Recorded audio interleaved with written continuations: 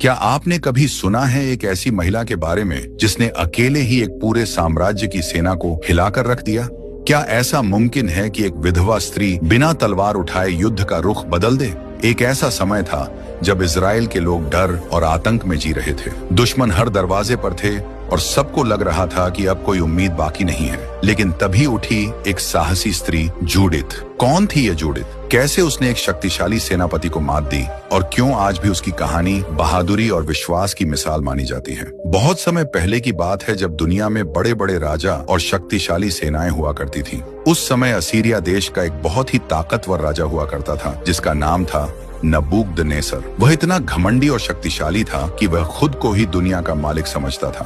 उसका सपना था कि पूरी धरती पर सिर्फ उसी का राज हो और कोई दूसरा राजा या देश उसके सामने सिर न उठा सके। नबूकदनेस्सर ने अपनी ताकत दिखाने के लिए कई देशों पर हमला किया और उन्हें जीत लिया। उसने अपनी सेना को बहुत शक्तिशाली बनाया था। उसकी सेना का एक सेनापति था जिसका नाम होलोफर्नेस था। होलोफर्नेस भी अपने राजा की तरह ही क्रूर और अहंकारी था। उसे युद्ध में किसी पर दया करना नहीं आता था। एक बार नबूकदनेस्सर ने फैसला किया कि वह उन सभी देशों को सबक सिखाएगा जिन्होंने उसकी बात नहीं मानी थी। उसने होलोफर्नेस को बुलाया और कहा, होलोफर्नेस, मेरी सबसे शक्तिशाली सेना लो और जाओ उन सभी देशों को तबाह कर दो जिन्होंने मुझे अपना राजा मानने से इनकार किया है। उनके शहरों को जला दो, उनके खेतों को उजाड़ दो और उनके लोगों को गुलाम बना लो। मैं चाहता हूँ कि पूरी दुनिया जान जाए कि नबूकदनेस्सर ही सबसे बड़ा राजा है। होलोफर्नेस ने अपने राजा की आज्ञा मानी। उसने अपनी विशाल सेना तैयार की। उसकी सेना इतनी बड़ी थी कि जब वह चलती थी तो धरती कांप उठती थी। हजारों हजारों सैनिक, घोड़े, रथ और हथियारबंद लोग एक साथ चलते थे। उनकी संख्या इतनी ज्यादा थी कि उन्हें देखकर ही लोगों के दिल में डर बैठ जाता था। होलोफर्नेस ने अपनी सेना के साथ पश्चिम की ओर बढ़ा। वह जिस भी शहर से गुजरता उसे तबाह कर देता। लोग डर के मारे उसके सामने झुक जाते और जो नहीं झुकते उन्हें वह बेरहमी से मार डालता। उसका नाम सुनते ही लोग कांप उठते थे। धीरे धीरे होलोफर्नेस की सेना यहूदिया देश के पास पहुंच गई। उस समय यहूदिया एक छोटा सा देश था जहाँ के लोग परमेश्वर पर बहुत विश्वास करते थे। वे अपने रीति रिवाजों और अपने परमेश्वर के नियमों का पालन करते थे। जब यहूदिया के लोगों ने सुना कि होलोफर्नेस की विशाल सेना उनकी ओर आ रही है तो वे बहुत डर गए। उन्हें पता था कि होलोफर्नेस कितना क्रूर है और वह किसी को नहीं बख्शेगा। यहूदिया में एक छोटा सा शहर था जिसका नाम बेथुलिया था। यह शहर पहाड़ों के बीच बसा हुआ था और यहीं से पूरे इलाके में पानी पहुंचता था। अगर होलोफर्नेस बेथुलिया पर कब्जा कर लेता तो पूरे यहूदिया में पानी की कमी हो जाती और लोग प्यास से मर जाते। इसलिए बेथुलिया की रक्षा करना बहुत जरूरी था। बेथुलिया के लोग बहुत बहादुर, लेकिन उनकी सेना होलोफर्नेस की विशाल सेना के सामने कुछ भी नहीं थी। कुछ दिनों के बाद होलोफर्नेस ने बेथुलिया को घेर लिया। उसने अपने सैनिकों को शहर के चारों ओर तैनात कर दिया। उसने शहर में पानी आने वाले सभी रास्तों को बंद कर दिया। बेथुलिया के अंदर लोग गिर गए। कुछ दिनों तक तो लोगों ने हिम्मत रखी, लेकिन धीरे धीरे पानी की कमी होने लगी। कुएं सूखने लगे और लोगों के पास पीने का पानी नहीं बचा। बच्चे प्यास से तड़पने लगे। बूढ़े और बीमार लोग कमजोर पड़ने लगे। शहर में हाहाकार मच गया। बेथुलिया के लोग शहर के मुखिया ओजियास के पास गए।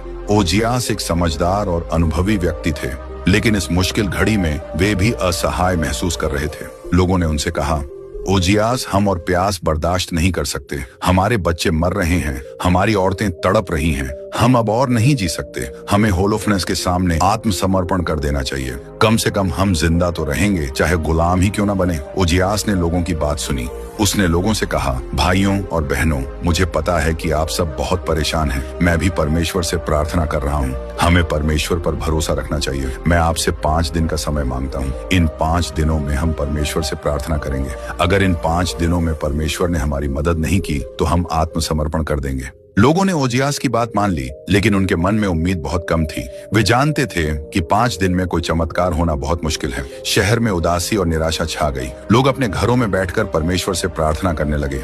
इसी बेथुलिया शहर में एक महिला रहती थी जिसका नाम था जूडिथ। जूडिथ एक बहुत ही खूबसूरत, समझदार और परमेश्वर पर गहरी आस्था रखने वाली महिला थी। वह विधवा थी। उसके पति का नाम मनस्य था, जो कुछ समय पहले ही बीमारी से मर गए थे।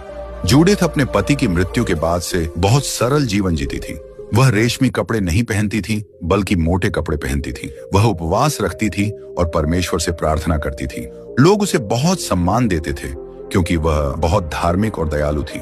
जब जूडिथ ने सुना कि शहर के लोग आत्मसमर्पण करने की सोच रहे हैं और ओजियास ने उन्हें 5 दिन का समय दिया है, तो उसका दिल दुख से भर गया। उसे यह बात बिल्कुल पसंद नहीं आई कि लोग परमेश्वर पर से अपना भरोसा खो रहे हैं।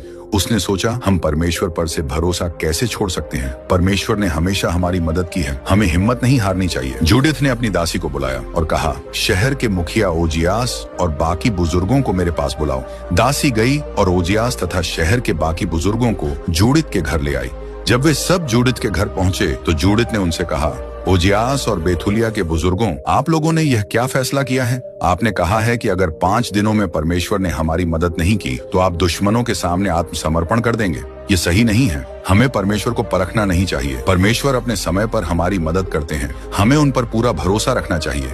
ओजियास ने कहा, जूडिथ तुम सही कह रही हो, लेकिन लोग बहुत प्यासे हैं, वे अब और बर्दाश्त नहीं कर सकते। हम क्या करें? जूडिथ ने कहा, आप चिंता ना करें, मैं परमेश्वर से प्रार्थना करूंगी और परमेश्वर हमें रास्ता दिखाएंगे।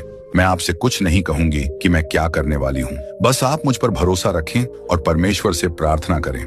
जूडिथ की बातों से ओजियास और बाकी बुजुर्ग हैरान रह गए। उन्हें समझ नहीं आया कि जूडिथ क्या करने वाली है, लेकिन उन्हें जूडिथ पर भरोसा था। उन्होंने जूडिथ को आशीर्वाद दिया और अपने घरों को लौट गए। जूडिथ ने अपनी दासी से कहा, अब तुम मेरे साथ तैयार हो जाओ, हमें आज रात शहर से बाहर जाना है। दासी हैरान रह गई। उसने पूछा, मालकिन आप क्या कह रही हैं? शहर के बाहर तो दुश्मन की सेना है, हम वहां कैसे जा सकते हैं?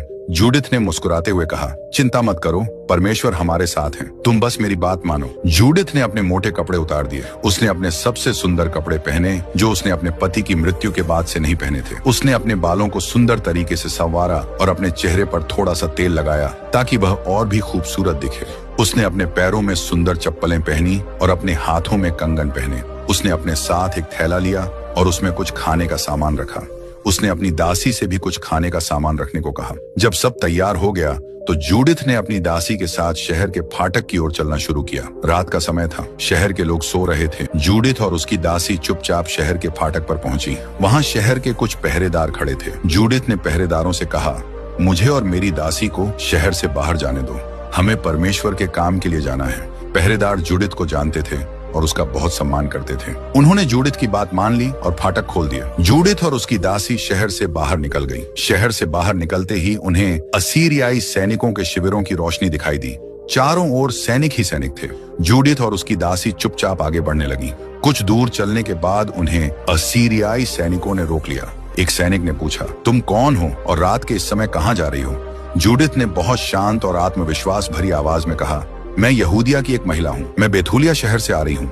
मैं सेनापति होलोफर्नेस से मिलना चाहती हूँ। मेरे पास उनके लिए एक बहुत जरूरी संदेश है जिससे उन्हें बेथुलिया को जीतने में मदद मिलेगी। सैनिक जूडिथ की खूबसूरती और आत्मविश्वास से प्रभावित हुए। उन्होंने सोचा कि यह महिला जरूर कोई खास बात जानती होगी।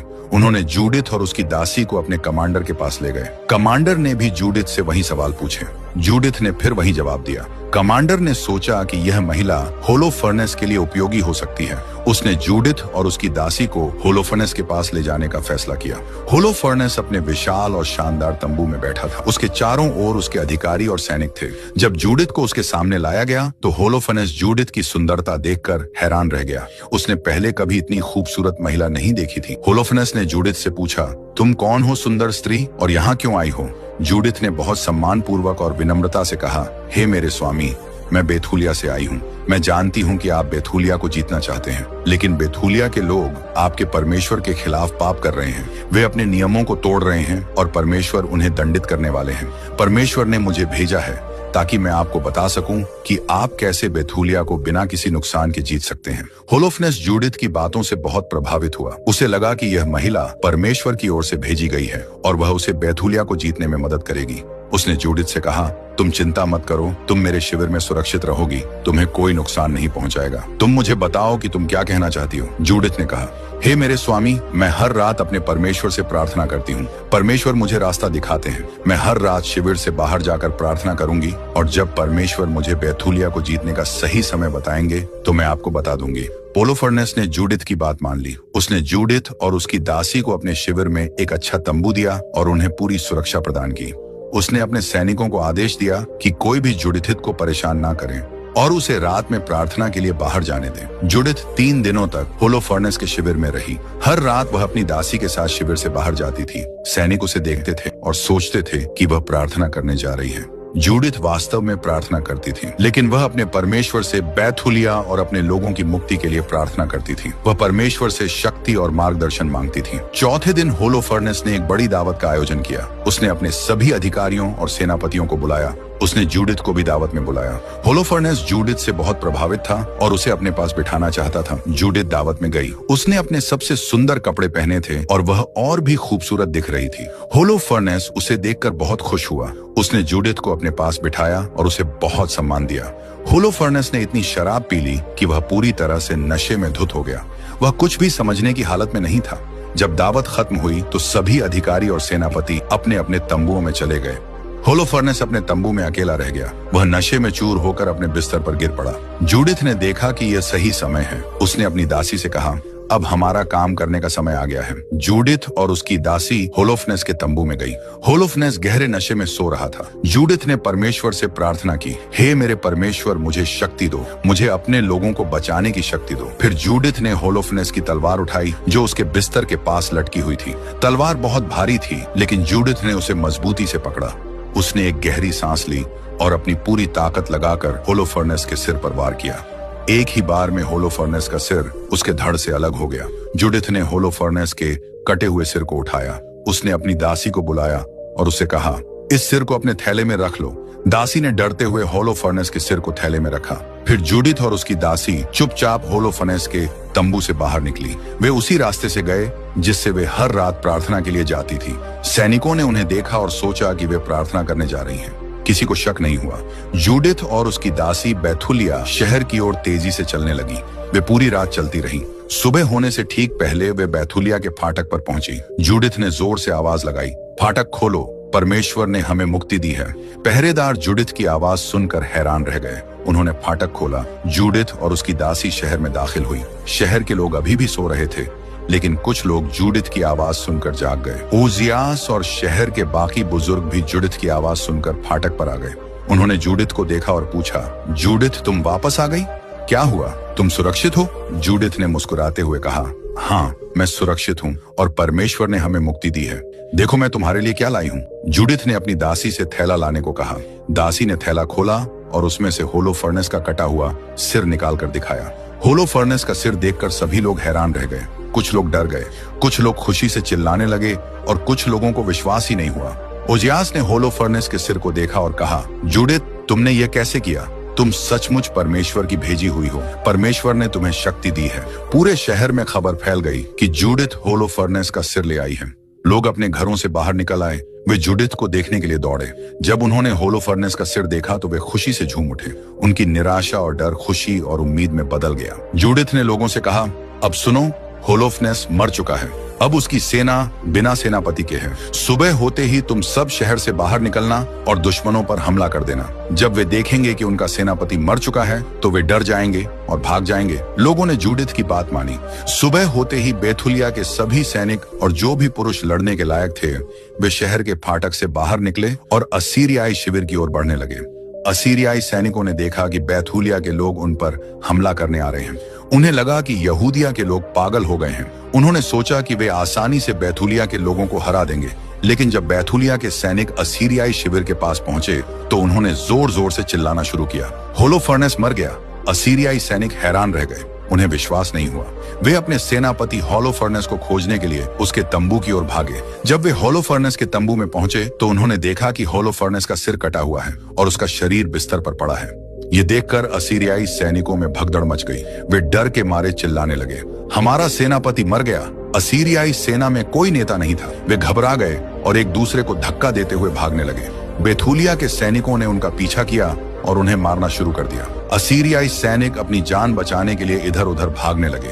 कुछ पहाड़ों में छिप गए, कुछ रेगिस्तान की ओर भागे और कुछ नदियों में कूद गए। वे अपने हथियार, अपने घोड़े और अपना सारा सामान वहीं छोड़कर भाग गए। यहूदिया के बाकी शहरों के लोगों ने भी सुना कि असीरियाई सेना भाग रही है। वे भी अपने घरों से बाहर निकले और असीरियाई सैनिकों का पीछा करने लगे। उन्होंने असीरियाई सैनिकों को दूर दूर तक भगाया और उन्हें पूरी तरह से हरा दिया। यहूदिया के लोगों ने असीरियाई शिविर से बहुत सारा धन, हथियार और खाने का सामान इकट्ठा किया। उन्होंने अपने घरों को वापस लौटा और परमेश्वर का धन्यवाद किया। बैथुलिया में लोगों ने जूडिथ की बहुत प्रशंसा की। ओजियास ने जूडिथ से कहा, जूडिथ तुम धन्य हो। परमेश्वर ने तुम्हें चुना और तुम्हारे हाथों से हमें बचाया। तुम्हारा नाम हमेशा याद रखा जाएगा। जूडिथ ने परमेश्वर का धन्यवाद किया। उसने एक सुंदर